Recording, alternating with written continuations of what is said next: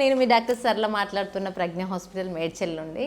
So court సినిమాలో మనం చూసినాము 18 ఏళ్ల లోపల పాక్సో చట్టం అనేది ఉంది, 18 ఏళ్ళు దాటిన తర్వాత లేదు.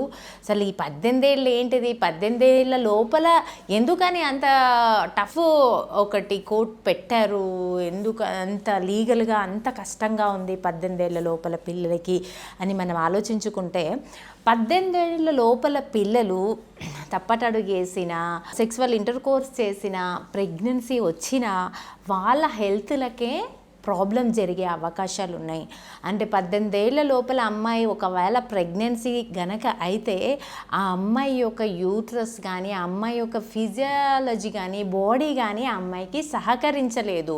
అంటే ఎనీమియా అయిపోవడము, రక్తహీనత అయిపోవడము, తనకి బాడీ సహకరించకపోవడము, ఇంకా తన బోన్స్ అన్నీ కూడా ఫుల్గా ఫామ్ అయి ఉండవన్నమాట.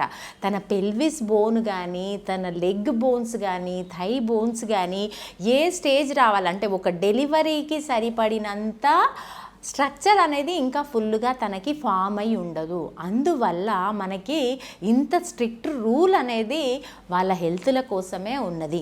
సో దాన్ని అందరు అమ్మాయిలు, అడలసెంట్లో ఉన్న ప్రతి అమ్మాయిలు కూడా తెలుసుకోవాల్సిన విషయము. 18 ఏళ్ల లోపల తొందరపాటు పనులు చేయొద్దు.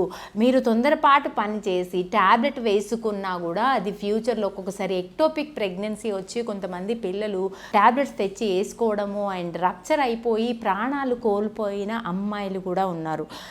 ఇంత రిస్కీ కండిషనే కాబట్టి మనకు అంత స్ట్రిక్ట్ రూల్స్ అక్కడ మనకు ఉన్నాయి. 18 ఏళ్ళ లోపల ప్రతి అమ్మాయి ఆలోచించుకోవాలి. మనకి గవర్నమెంట్ రూల్ ఉంది, ఆఫ్టర్ 19 ఇయర్స్ తర్వాతనే తను పెళ్లి చేసుకోవడానికి కానీ, సెక్సువల్ యాక్టివిటీలో పార్టిసిపేట్ చేయడానికి కానీ తను ఒక స్థితి వస్తుంది.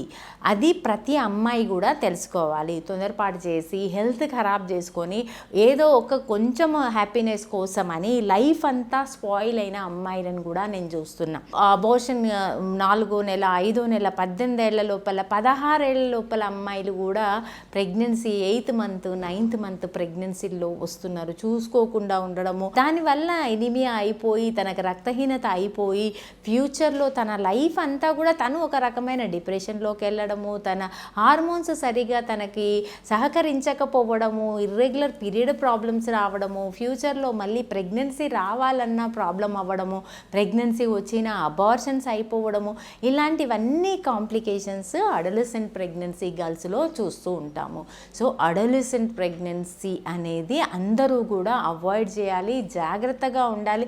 దాని గురించి సెక్స్ ఎడ్యుకేషన్ నేర్చుకోవాలి, దాని గురించి అవగాహన తెచ్చుకోవాలి, ఒక మెచ్యూర్డ్ మైండ్తో ఉండాలి. ఆ టైంలో 18 ఏళ్ల లోపల తన చదువు గురించి, తన ఎడ్యుకేషన్ ఏంటి, తన డెవలప్మెంట్ ఏంటి, తన సెటిల్మెంట్ ఏంటి, దాని మీదనే ఫోకస్ చేయాలి తప్ప చిన్న చిన్న అట్రాక్షన్స్, హార్మోన్స్ ఎక్కువ అవ్వడం వల్ల మేల్ ఫీమేల్ అట్రాక్షన్స్ అనేవి జరుగుతూ ఉంటాయి.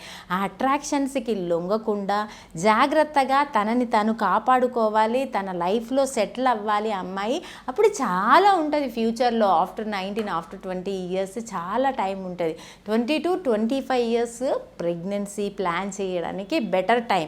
బిలో 18 ఇయర్స్లో ప్రెగ్నెన్సీ అనేది చాలా డేంజర్ టైం. అది చాలా జాగ్రత్తగా ఉండి దాని గురించి అవగాహన చేసుకొని అందరూ కూడా అడల్సెంట్స్ గర్ల్స్ జాగ్రత్తగా ఉండండి, మీ హెల్త్లు కాపాడుకోండి, మీ ఫ్యూచర్ లైఫ్నంతా కూడా హ్యాపీగా ఉండేటట్టు చూసుకోండి.